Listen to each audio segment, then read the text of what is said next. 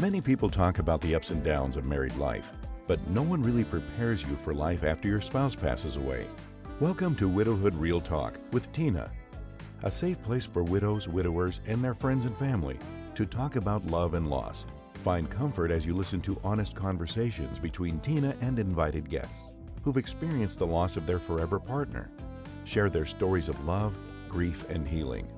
You are not alone in this journey. Join today's episode and discover a wealth of resources and learn how to connect with others who are traveling the same path. This is Widowhood Real Talk with Tina.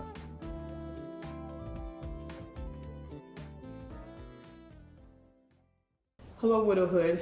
My guest today is Miss Mary Parker. And what I want you to know is Mary has been part of widowhood before it even was a thing. And I am so grateful for her. When I was the genesis of this process, the meeting with people and thinking about how the podcast would go, when we had dealing with grief during the holiday, Mary has been in the background and so supportive. And I am grateful to have a moment to put her in the forefront of this conversation and highlight her life, how beautiful she is in her journey and her resilience. So I just want to welcome Mary Parker to officially to the forefront of the widowhood. She knows that, so she don't feel like, I instantly got nervous. I know, I saw all that going on. So thank you. Thank you, and you know you have been. You have been. When I was thinking, I don't know about this, and you were like, I know you're gonna do it. Yeah. And I was like, ugh. And you have, and I want to acknowledge that. I want that to be known. I know you're a lot being in the background and administrative and doing all that, but shine, my star. Yes, shine. yes. Thank you. Sometimes it just pours out, and I love when we're able to just jump into an idea, a project, a thought even, and just figure out how to make it work. And you are a master at doing that. And this isn't part of what we were going to talk about, but Mary is just so skilled. She supports a lot of nonprofits. She jumps in and can make things flow. And what I'll say about dealing with grief during the holiday, I had this idea of like, oh, we're going to do this. And my sister-in-law was like, okay, we're going to do it. And then we started looking at like all the details in the background. I was like, oh, we are lost. I don't know. And I called Mary. I was like, so do you know how to do this? She's like, yeah. And it went from, let me help you out to move out of the way. I got this under control. And you just need to go do your part over there. And she took control of everything. And there is so much to do on the backside. Like the word Zoom has a whole different meaning to me. And I am just beyond grateful. So I could go on and on about that, but I'm gonna switch it over to this is about Mary and sharing her journey. And so Mary, where are you from originally? Virginia's home. Virginia's home, born and raised in Chesapeake. But this has not always been home. Tell me about some of your travels. And just how that's, well, where'd you go to undergrad at? I went to Norfolk State University. My major was sociology and criminal justice, which means I didn't really know what I wanted to do. I was just supposed to go to college, so okay, I went. So what did you do after that? So you graduate from Norfolk State. Graduated from Norfolk State, and I graduated May 5th of that year, and by May 21st, I was in South Africa with the Peace Corps. Wow. I think it was 16. I was 16 when I saw a Peace Corps commercial on TV. They used to have commercials in, and it touched my soul. And it made me realize that before I even had the words for it, that I was always interested in people, cultures, different environments, things I didn't know, the desire to explore. And I knew at that point that I wanted to travel overseas, and I wanted to do it on the level of the people. Okay. I wanted to be in the community and not necessarily stay in the city, drive into the village, but be there with the folks, learn the language, and just try to understand it from that way and be of service. And Peace Corps just gave me that. And plus they paid for it all. So that was, that was key. But what did do you recall what it was like when you first landed and first started, and what was that like for you? I was wide open. I was 20, and I think I turned 21 after a month being there. So it was like the first time from really being away from home. Can't This is truly. your first time away from home too, and you went big. You Like- just go like to another state. You said, Yeah. "Whoa, we're out of here." Yeah, let's cross a body of water and enter to another continent. And then, but it was just such a good example of what I wanted, what I was looking for, and what was drawn to me as well. Okay. So in that, I don't really remember telling anyone my birthday was going to be in the middle of our training. And I just remember that entire community that we were involved with, the other Peace Corps volunteers, all came around to like celebrate. And then even some of the families in the community I was staying with, they put you in host homes, surprised me like that evening. So that was just like an emotional connection that I hadn't expected. Yeah, 21 is a significant age that a lot of things shift in people's perspective of Yeah. life and everything. Yeah. So you turned 21 like an amazing way. Yeah. Wow. I remember it. And I remember it was special because it was like I got a glimpse of what I meant to someone else, if that makes sense. Okay. Like sometimes you just go about your everyday life, even if you are doing something as a service, but you kind of miss, like you're impacting someone's life, you're touching someone's life, whether it's just the conversation you have as you're waiting in line or the work that you're doing in that area. And then to see these strangers come and like celebrate this monumental birthday, it was like, okay, wow, I'm becoming a part of this community, and they have a value for me, just like I did for them. So, Wow, and how long were you there? 2 years, 2.5 years. 2.5 years. Yeah. And you know, you're right, because we may help someone and it may feel remote because you're not embedded in the trenches with that. You know things that you're doing for a nonprofit. If you're helping with a fundraiser, you know the ultimate goal and what that's going to look like. But you may not actually be connecting with the people that are receiving the help. That does change your perspective. It changes the entire process of what showing up and helping looks like. And that's key, like how you show up. It made me realize that you're seen, you're being observed, and that people are getting a sense of your character and of who you are. And again, like sometimes once you kind of get in the process of what you're doing, you kind of overlook those things. Because there's no room to hide. There's no room to pretend. There's no room to have this mask on. Yeah. You're living, you are embedded. So who you are organically is going to show up in 2.5 years. Yes. Whether there's going to be something that's going to make you mad, there's going to be Right. disappointment. Life is going to happen in that process. So the whole part of you is showing up. So what happens? So 2.5 years. So your birthday. Any other significant memories during that time? That was a time where I surprisingly grieved the loss of my mother. Okay. So my mother passed when I was 19. So by 20, I was on my way to South Africa. So a few months before turning 21. And so a year had passed. And although I knew I was missing the space of my mother, I felt like, okay, we're processing it, we're moving forward. And who was the we? I think that was a detached way to say me. Okay. Well, no, you had other Yeah. people. You're right. But come to find out, they hadn't processed it as well. Okay. So with Peace Corps, the first 3 months are training. So you're learning language, culture, those type of things. And I'm sitting in a schoolroom that we were using for the training, and I can't even remember what the facilitator said, but he said something that made me think about my mother, and the tears came and wouldn't stop.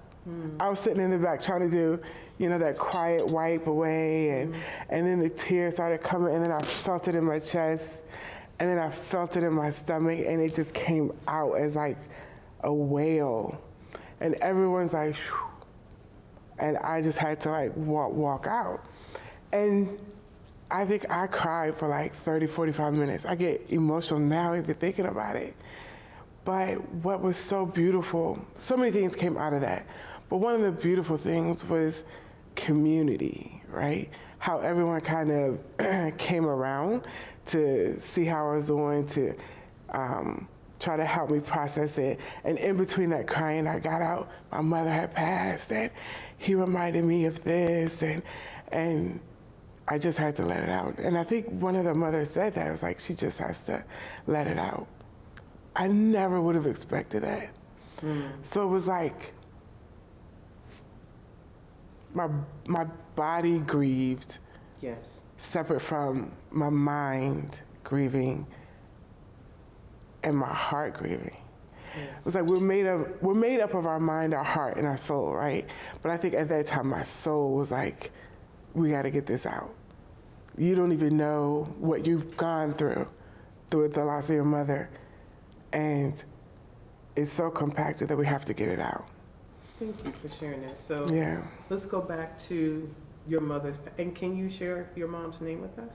Yeah, Cynthia. Cynthia Parker. So what are some of your earliest or youngest memories of your mom, Cynthia? I just remember she came from a family of 10. Ooh, big family. So she was a baby. Oh. And even though, I'm growing up with my mother as this adult woman, I just remembered how her older brothers treated her, even as an adult, as the baby. Okay. How they would pick on her and talk, tell little jokes about her, and felt like she was a spoiled one because she came after all of them, so they didn't have to go through the rough parenting that they went through. Tired by the time they get to the 10th one. They just like, is what you wanted. Yeah. She could have everything.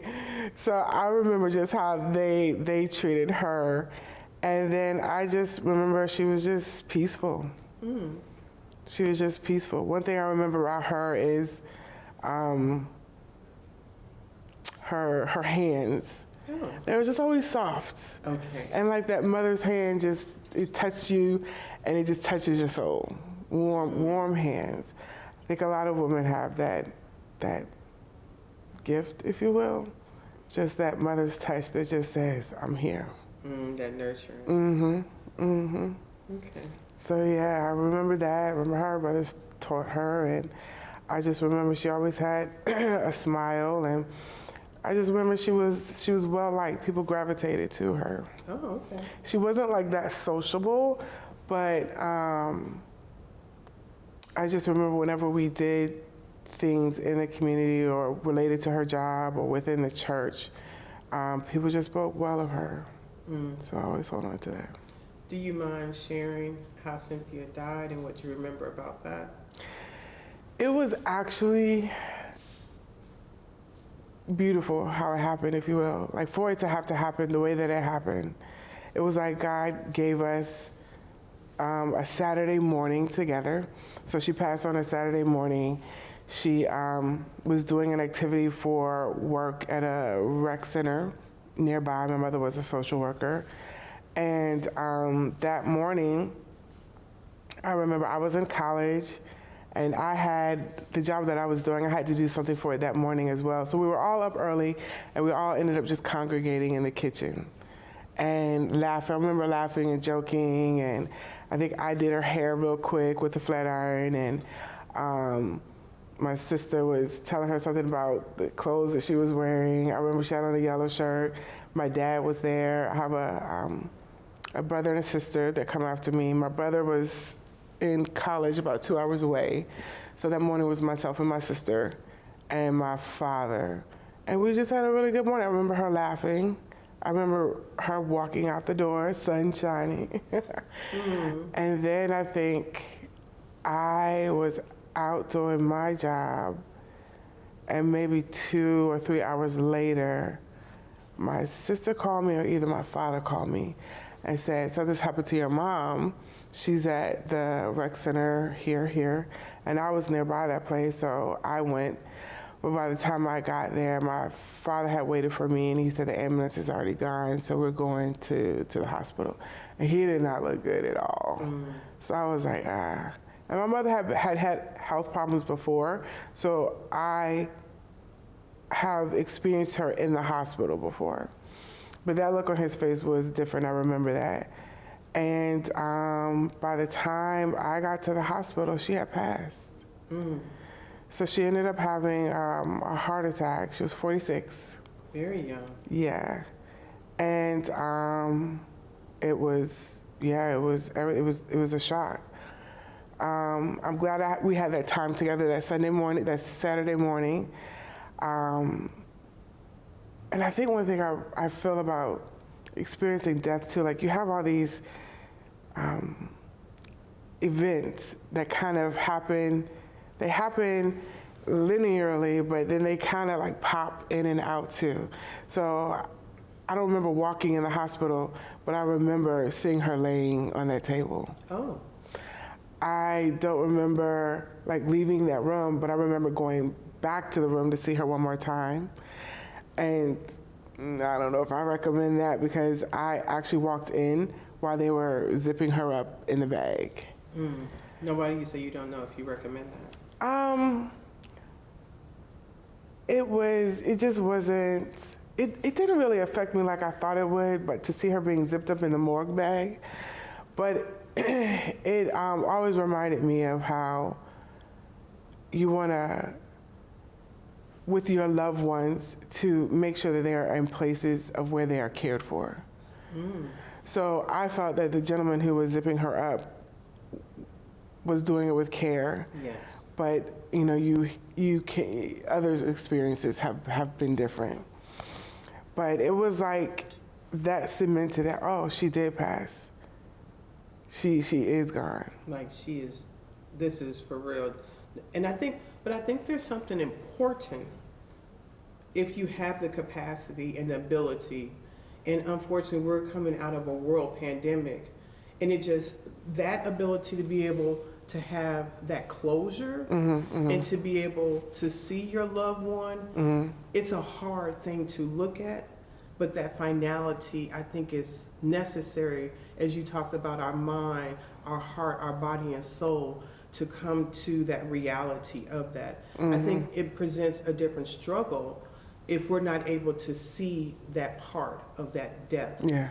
And you're right too. And I can see where watching your mom being handled with care maybe has had an underlying input of how you care for people when you're in their presence, because that was a very early impression, even though the commercial and everything, but that resonates with us in how we show up in different spaces, because it does matter. That's so very true. And as you talked about how life, I'm starting to believe that life makes a lot more sense looking backwards. And sometimes when you're in situations and the different things that stand out to you, there's a lot of importance in that and how that resonates. Do you remember your mom's? Did you guys have a service for your mom, or how did you celebrate her life after that moment in the hospital? You know, we did what our society says, right? What everyone does. You find the funeral home, you find the funeral package, you let the family know, you bring them all together. I remember my father took us all with him to the funeral home. And I think in his mind, it was like, you guys can play a role in this and helping to kind of figure out what we do from the casket to the whatnots. And I remember sitting down and the funeral director, I remember him feeling nervous. Really? And in my mind, I was like, dude, don't you do this every day? Every day. How are you nervous? Was that his sympathy or his empathy showing up in caring? Now, he was fumbling. He was nervous. Okay. I don't have tea, but I'm going to drink my water while she go ahead and talk about that. Go ahead. Go. I'm not going to try to clean it up. It is what it is. In the eyes of a 19-year-old, he seemed nervous.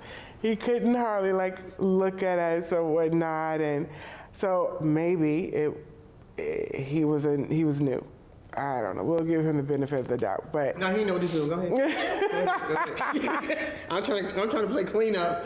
She's telling him from the eyes of the 19-year-old. Because as you're saying that, I'm thinking about Catherine Alexander. When my husband died, hold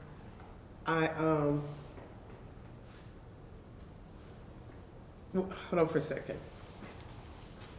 Can we turn the phones off? Can you help her? Okay. Thank you, editing team. But when you're saying that, I instantly put myself in the perspective when I told Catherine and Alex that they needed to come with me to have a role and have some ownership of those decisions that need to be made. Because I almost remember leaving the house without them, and then I was like, this is their dad. They should have a voice in this process. Yeah. So go ahead from the eyes of the 19-year-old. He couldn't go ahead. Yeah, he was nervous. And I do remember looking at different caskets, and we all had an opinion. I feel our mother prepared us for death. You know, she had no problem talking about the type of service she wanted, how she, whether or not she wanted her casket viewed. She did not want an open casket. And she wanted it to be like a celebration. So through our life, she had those conversations with us. Just organically in the midst of something like da-da-da-da, oh yeah, and I want this. Then she said in my mind, I'm trying to think, okay, when you're growing up, your parents had the birds and the bees conversation, sit down, we're gonna have this talk. Or was it just I'm doing your hair and then, oh yeah, I was thinking about that and she just slipped it in. How was it? As I remember it, I feel like it was spontaneous, right? Okay. So as you're doing something, you might be watching TV and it triggers something about a funeral or death or whatnot, and she'll say, this is how I would like to be taken care of and those things. So we all knew that she wanted a closed casket and that she wanted a nice casket, but it didn't have to be anything fancy because it's going in the ground. Those little things she shared with us. So it kind of, the funeral wasn't as hard. That process of preparing her for the funeral home wasn't a hardship. But then also, we talk about culture. I think, culture globally, it was a little different too growing up.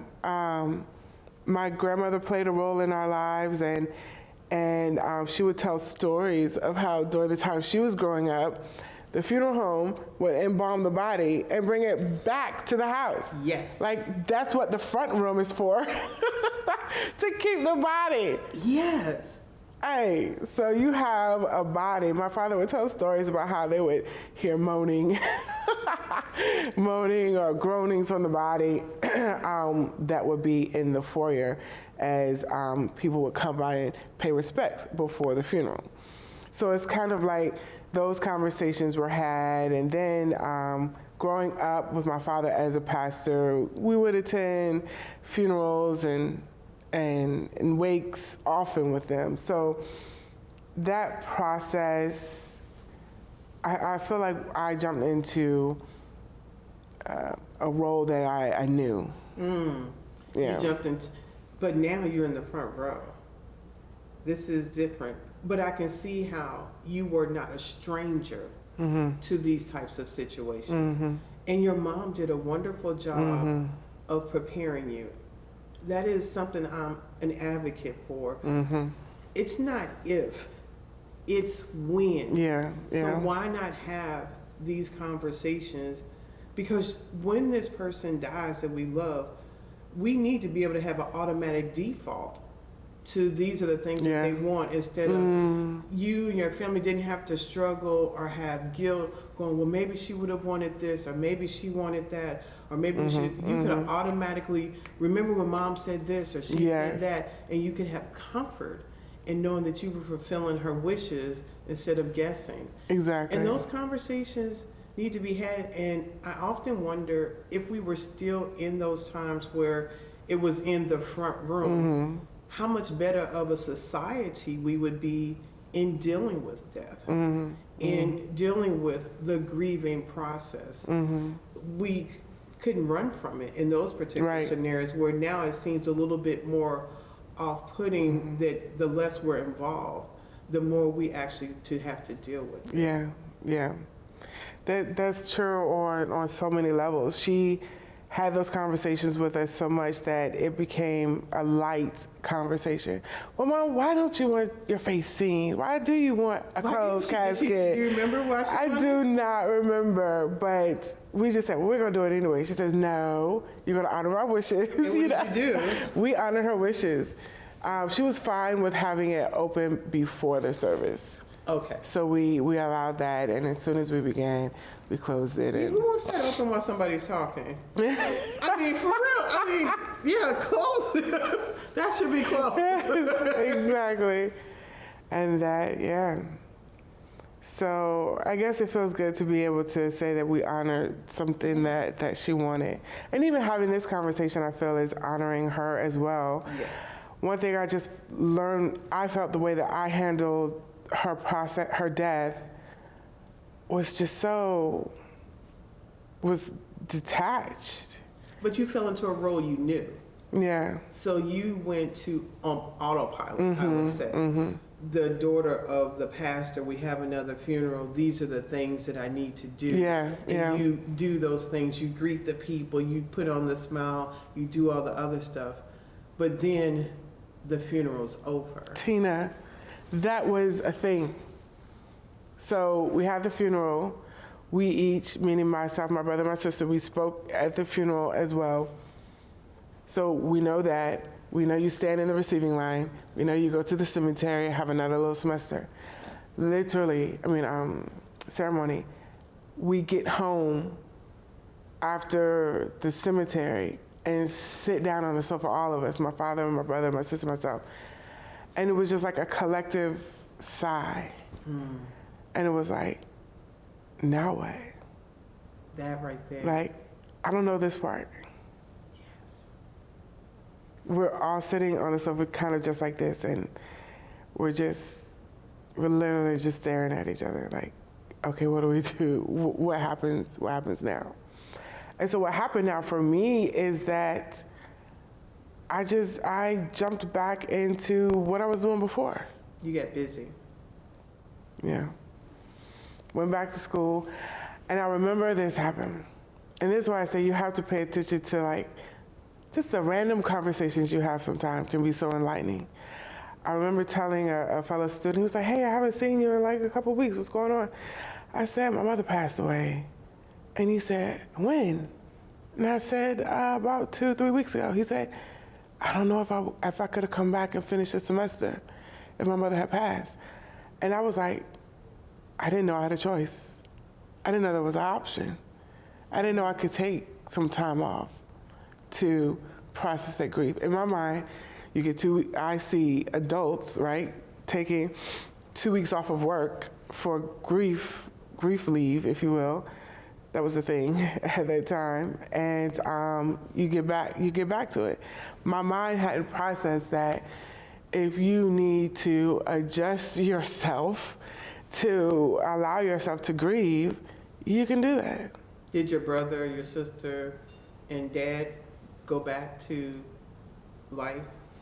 I don't think any of us handled it in a way that allowed our bodies to grieve. So my brother went back to school. My dad went back to work, and no qualms with him, but that was what he knew as well. Right. So I knew what I guess I saw them do. Right, that was a pattern. He said it was like, we go back. So now you go back to school, and classes are going. And what year of school are you in when you? So I was a junior. Junior, okay. Yep, I was a junior. And so you go to school, and so it's not until this trip with the Peace Corps does it finally catch up with you. Yeah. And I realized so many things, like looking back on it. I realized how grief is not a 2-week process and then you heal. Go ahead. Yeah. Go ahead. I realized that grief is, and how you process that loss, it is ever going. Yes. And even now, like how I feel emotional talking about my mother, I can have another conversation and it won't be that emotional, right? It just, it let me know that your body oftentimes operates off how it was created. And if it feels that there is something that's a threat or something that might feel uncomfortable, these emotions that we have to process it, to let it flow out, they can act on their own. And you did a really good analogy of the reality. You may hear the term grief fog, or I have grief brain. When someone that is very close and dear to us dies, the brain treats it as a trauma. And in that trauma, it needs to protect itself. And that is why sometimes people say, I don't remember that first year that they died. Because the ability for the body to try to keep functioning in the midst of this traumatic situation, some things are blocked off, some things are not operating at full capacity because the body is grieving and it's draining. Oftentimes people don't have regular sleeping habits when their loved one has died because their mind is racing. They're thinking about their death. They're thinking about their own mortality. People are coming, there's a lot of conversations. You're trying to make sense of this world that you're now in their absence. Yeah. And all of that becomes exhausting. And now you're trying to pick up regular everyday activities while we're still mourning, because grief is more than the funeral. Grief is the real process, I think, begins after the funeral, when you guys are sitting on that couch and it's like, what does life look like in her absence? Who do I pick up the phone? And that's one of the things I wanted to ask. How did you function in your mom's absence? How were those places that your mom showed up? How were those needs met for you, or how did that go?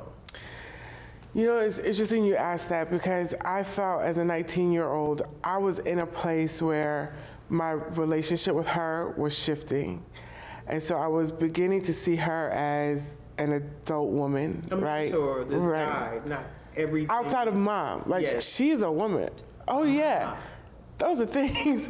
I feel those things. She's our mom. She's also a woman, right? And I felt like my relationship with her was turning from the teenage, I could do it by myself and I'm all right and I'm good, to I want to engage with you. I want to do things with you. I want to experience you in that light. And I feel like her death happened kind of right at that crux. Yes. You're now meeting her as an advice and a guide to womanhood. Yes. And being a woman in this world. Yes, yes.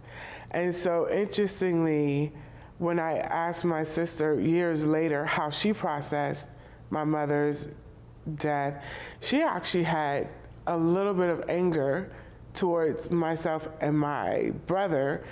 So being blessed to be able to work and live in other cultures allowed me to see how these cultures process death, how they have their funerals, how they celebrate the life of their people. And sometimes in some cultures, the funeral, that actual ceremony, is a week long. There are different activities that may happen during the month that lead up to that week long, or even maybe that long weekend of celebrating their life and actually, putting them in the ground. And it's a combination of people coming together, which is what we do as well. It's a combination of honoring their family, their children, celebrating with food. Maybe they have different things that they do traditionally on different days. But it wasn't the person passed, let's have the funeral and then It's not move rushed on. along. And neither is their grief. It sounds as if in some of those different cultures that people have the opportunity to openly grieve, Yeah. to let it just be. It's Yeah. not something that has to be whisked away or put in a nice little process and being done. Right. Some cultures will have certain colors you wear when a family member has passed. And so that's almost like sending a message to everyone. Yes. I've lost something. I'm experiencing the grief of someone special to me. And as an adult, I see the strength in that. Yes. So we were talking about impact earlier. We were talking about community earlier. So if you have a culture that understands that this color means that there's been a death in your family, there's a respect that comes with that. There's, I would imagine different levels of kindness and favor that you might extend that can help during that time.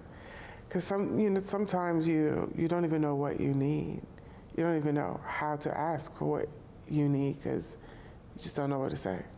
That is true, because if we had an accident and our arm was severed, you're in a sling. So people know that when they approach you, this is gentle and approach me as That's such. good. That's good. Those colors represent approach me with care. Yeah. Because I'm going through a deep sorrow right now. Yeah, yeah. But if I just show up and wear regular clothes every day and everything looks normal, we get You're not treated gonna as know. normal. You're not gonna know. So then that, to the point where that made me realize I struggled to express my feelings and issues with people pleasing, because inside, Mary wanted you to recognize that I've had a loss and that I'm grieving, but outside, everything's back to normal. Let's keep going. But hey, I'm hurting. Some kind words might be needed right now. And but even still, then I didn't know how to face that. I didn't know how to really deal with that. And later, as an adult,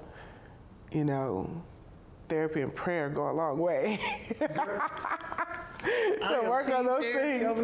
But I do want to ask you, that moment during the training with the Peace Corps and the emotions overcame you, did you start housing your grief differently from that, or did you try to go back to what you were doing before? I think it gave me permission to talk about her passing, because no one knew. I hadn't shared. So maybe I've been with this team for 4 weeks now, and it's not like we all go off to our separate rooms. We're living together. We're doing everything together. It kind of gave me permission to start talking about her. Her being. All that she was, how it felt to lose her, how I didn't know how even to process the fact that she had gone. So coming back and being able to have that conversation with my sister, who is 2 years younger, her experience was she felt abandoned. So she was the youngest. And so she had stayed home during college, and after my mom passed, I moved on to campus. I was still staying home while going to school. I wanted to experience that. My brother was already away at college, so she felt like she got left at home, and so she had to watch how my father grieved without also being able to talk about it. And so for her, the women within her church became a backbone for her. Okay. I never knew that. I never knew that she relied on the women in her church to help process her When did you grief. find that out? Literally, like recently, a few years ago, just having a random conversation, because I began to see how certain women she would speak of, there was just a tone of endearment, and I would say, well, how did you get close to this particular person? And that's when she said, yeah, when our mother passed, this woman really was instrumental for her. Did you allow someone to be that for you? I did not. Okay. I did not. Yeah. So as you, in what you've experienced, what recommendations would you give to someone that they're watching this podcast and their parent recently passed? From what you've learned, what would you give them for some guidance? You know, I look at it as if, like, what would I, not that I ever want to experience, you know, that again, but we grieve in different situations, not just the passing of a person, but the loss of a job is grief. Yes. I often think about that, and the biggest thing was that I would just let myself be. You don't have to define it. I don't have to categorize it. Just let myself be. And that means if, you know, going back to work or going back to school needs to be extended, hey, that's okay. Make it happen however you can. And the second thing would be is like grief has no timeline. Be aware of that and then let your body do what it needs to do, because it was made to keep you safe, if you will. Like, to your point, I never thought about that word, like how it protects you from trauma, but those emotions are a filter. Yes. Allow your filters to work. And I stuffed it. I stuffed it because I thought I just needed to keep moving, you know, moving forward. But you can move forward, and that person will always be with you. So you talked about being a people pleaser and stuffing it. Is that something you feel like you still work on, trying to allow yourself to communicate, not to stuff your feelings, and to be a little bit more as far as voices, as far as what your needs are? Oh, yeah. I think it's something about your 40s. Once you hit your 40s, your body is like, look, there's some stuff you haven't dealt with from when you were teen, 20, and 30s. We're going to deal with it now because 50 is coming, and that's a whole nother turnaround. But even, like, I think, like, for me, the Bible is so important. A generation is 40 years, right? So it's like something psychologically, physiology, spiritually happens, I believe, when you're entering into your 40s. And I say that when I look at my friend circle, when I look at my family circle. It was between 40 and 45, there were things that happened that made them face things that they had ignored or chose not to look at. So I felt like myself entering into my 40s was I had those experiences of reflection, of looking at where I was and the different experiences that I had, and realizing that some things needed to be addressed. And so, yeah, that began that journey. As an adult now, I can say people pleasing, but I didn't necessarily have words for it at that point. I knew I It put wasn't a others. term that was used at that point. Right. So I say listening to what your body is saying, and even if you don't understand what it's saying, I think that the beauty of therapy is that more than anything, it's a conversation. Okay. And there's healing in a conversation. Because a conversation on some levels is a confession. You're confessing what's on your heart. You're confessing what you've gone through, not a matter of right or wrong, but you are speaking it. You're letting it out. It's another filter that your body goes through. And the therapist, a good therapist, has a way to give you words for what you think. Yes. Way to give you words for what you feel. And that's healing. Yes. When you get to the realization of, oh, that's trauma. And that's the difference. So I will do grief coaching with someone. My purpose as a coach is to help you find your own words, to guide you, not to so much to give words to it, but to ask you the questions to help you draw out what's inside of you to come to your conclusion. Yes. A therapist is going to be more of a guide and giving you an assessment and giving you impact and giving you homework or coping tools and things like that, because people hear those words and think they're the same thing.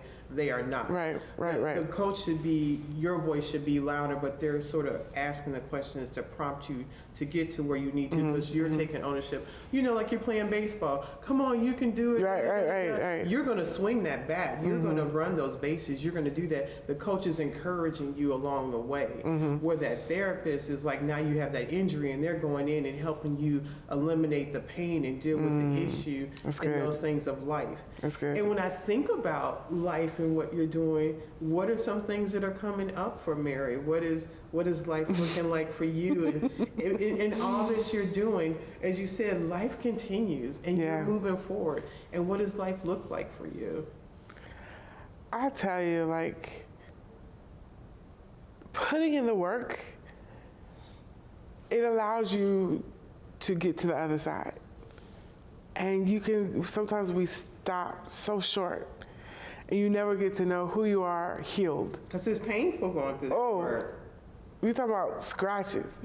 I remember, being a kid running through the neighborhood thinking you can jump some bushes and you end up falling through the bushes. That's what it is. Caps right now. I used to have this pogo stick and I would jump up and down, and both my knees are jacked up for that. But I have fun. That was on that thing. You still remember it? Yes. I remember riding a bike and getting one of my big toes stuck in the spokes of the wheel. Yes. I'm probably the reason why they say now wear your shoes if you ride your bike. But I have fun. Yes. Yeah, and that's exactly how it is. You're gonna go.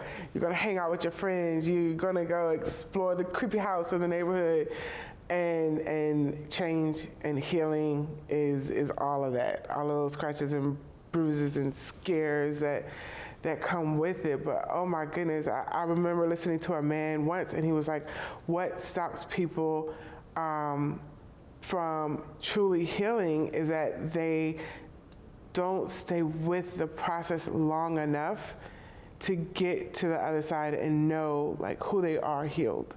I see. And once I heard that, I was like, okay, I could keep going through this. You buckle down. Right. Yes.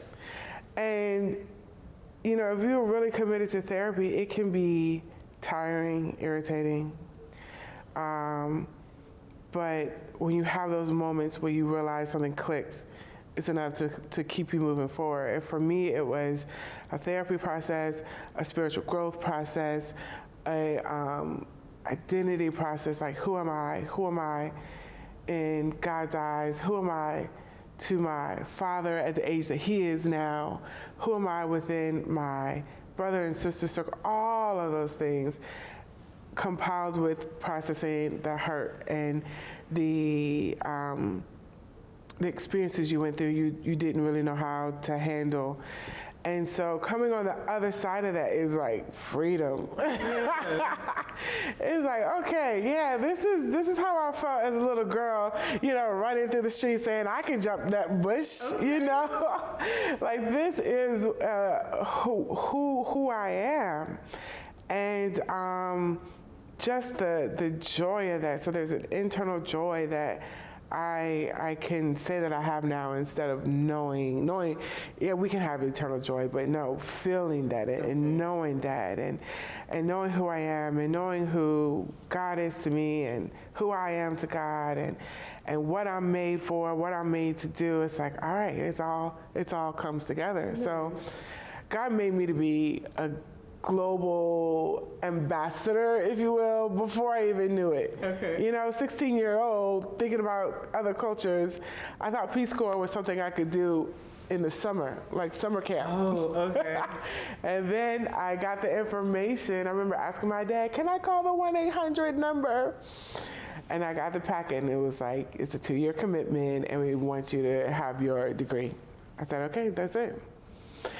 And so in doing that, I got to understand even more of like who I was and what came easy to me and what I enjoyed. And now walking in the fact that I'm a global ambassador, God has said go, and I am working to relocate to West Africa. Wow. And Full circle. soon and very soon. Yes, yes. And it's a blessing. There's still, there's the unknown, right? Yeah. It's a new country, new culture, those things. But it's like, I know myself. I know my strengths, my weaknesses. I know my limitations. I'm capable to do boundaries. I understand that there will still be ups and downs, and there will be things that I grieve in this lifetime. But it no longer. I realized in the healing process, I realized I had gotten stuck. I realized I had reached a point where I wasn't moving. Sometimes they say it's not about falling down, it's about how you get up. Yes. Yeah, I had fallen. I was laying down in it and wallowing. But that's true. And a lot of people listening to this conversation, they may find themselves stuck in grief. They may find themselves believing in time it'll just get better. But it requires work. Yes. It requires leaning into that grief. It requires leaning into what are those hard situations in life that I can be healed from some of these traumas or some of these ways of thinking, because I do want to get on that other side. Because if I would have met you 10 years ago and asked you to have this conversation,